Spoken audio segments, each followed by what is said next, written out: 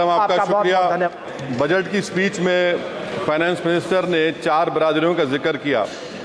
भारत की सबसे बड़ी अक़लियत मुसलमान है 17 करोड़। मैं हुकूमत से जानना चाहता हूं कि क्या 17 करोड़ मुसलमानों में गरीब नहीं है, नौजवान नहीं है, किसान नहीं है, ख़वातीन नहीं है? वतन अजीज़ में सबसे गरीब मुसलमान है, सबसे ज़्यादा नाखवानगी मुस्लिम ख़वातीन में। AIDS और PLFS का डेटा ये बताता है कि मुसलमानों में सबसे कम असासे हैं और कंजम्पशन लेवल दूसरे मजहबी ग्रुपों के बनिस्बत सबसे कम है। तालीमी इदारों में मैडम 15 और 24 साल की उम्र में भर्ती एनरोलमेंट में मुसलमानों की सिर्फ 29%, शेड्यूल कास्ट की 44%, हिंदू OBC के 51% और हिंदू अपर कास्ट की 59% है। हायर एजुकेशन मुसलमानों का एनरोलमेंट सिर्फ 5% है। PLFS का 2018-19 का डेटा वेज एम्प्लॉयज बताता है कि मुसलमान 22% थे, 2022-23 में 15% हो चुका है।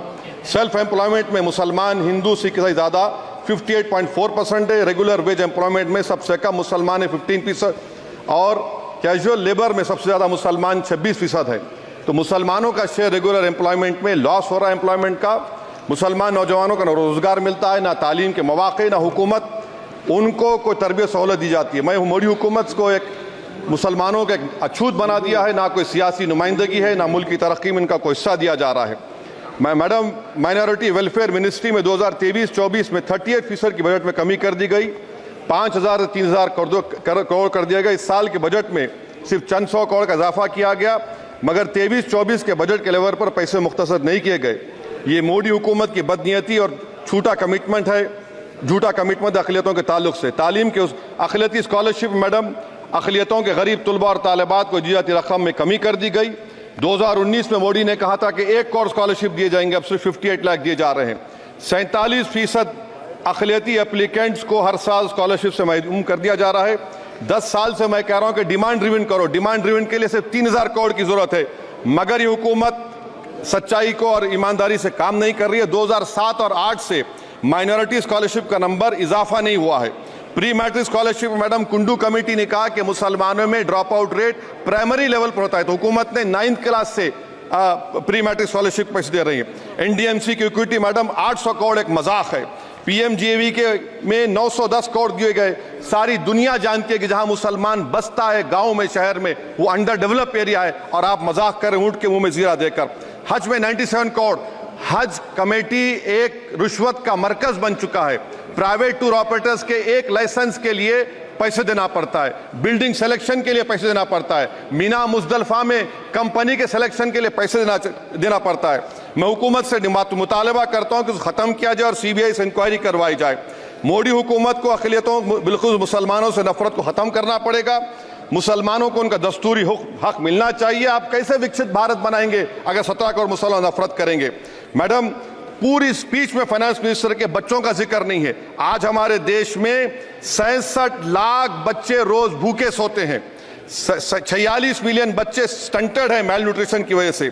25 मिलियन बच्चे वेस्टेड हैं। मासूम बच्चों की यह बदकिस्मती और बदबख्ती है कि एक शख्स चाय बेचकर वजीर आजम बन गया। LTC long term capital gain tax madam was decreased from 20 to 12.5%. However, the indexation benefit has been removed and won't apply to any property purchased after 2001. This will be detrimental to the growth of real estate, limit household capital formation and impact employment generation in construction sector. This change in LTCG is a quasi-wealth tax on household, particularly the middle class. Internship programme madam 5 साल में आप 1 करोड़ लोगों को intern कराएंगे, यानी एक company को 4,000 लोगों को ट्रेन करना पड़ेगा। मुझे बताइए क्या ये बड़ी कंपनी का माने क्या है? It is unachievable. Will it be based on market cap, revenue, employ size? May be prime minister Modi is saying to Agniveer to do internship after 4 years of service in armed forces. Madam, 21 billion people have given up all hope and stopped looking for jobs. This brings down to 9% eligible population that is either employed or they are looking for jobs. Maybe finance minister can introduce a Berozgar tax and tax unemployed as well. No significant increase for social welfare, healthcare. It looks like Prime Minister Modi is saying देश की middle class की संपत्ति पर पहला हक हमारे alliance का है. In real terms, when adjusted to inflation, the allocation of health ABPMJ has declined. Modi is saying he said heal in India during G20. The reality is India is hurting. Madam, this government wants to increase FDI from China. Is the Prime Minister not concerned that our armed forces cannot patrol 26 patrolling point out of 65 in Ladakh? Maybe the Prime Minister wants the Chinese monopoly Indian markets. Import from China have crossed 101 billion 2024. Prime Minister Modi says Khelo India, but in reality the budget has shown that Modi government policy is Jhelo India. गरीब, middle class, farming, city dwellers, men and women, सब मोदी को झेल रहे हैं. Madam, in the current financial year, in February 5th, 15,993 MSMEs have been closed. Total MSCs closed have 35,680. Andhra Pradesh bifurcation.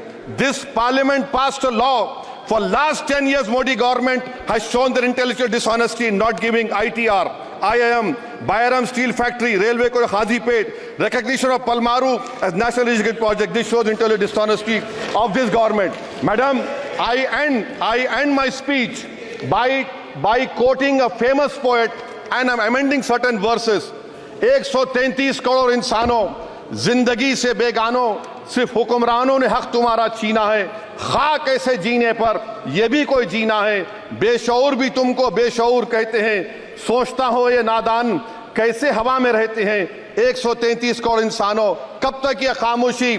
चलते फिरते जिंदानों, गरीब खवातीन, नौजवानों, किसानों से रोने की सदाएं आती हैं. जब शबाब पर आकर खेत लहलाता है, किसके नैन रोते हैं, कौन मुस्कुराता है? काश तुम भी समझो, काश तुम भी जानो किस कदर भयानक है जुल्म का ये ढब. देखो रख से आतिश आहन देखते ही जाओगे, होश में ना आओगे. और अनएम्प्लॉयमेंट पर अभी बोला गया नौकरियां दे रहे हैं, तो शायर ने इनके बारे में अच्छा कहा कि फूल शाखों पर खिलने लगे तुम कहो, जाम जिंदों को मिलने लगे तुम कहो, चाक सीनों के सिलने लगे तुम कहो. इस खुली झूठ को, जहन की लूट को मैं नहीं मानता, मैं नहीं जानता. शुक्रिया मैडम.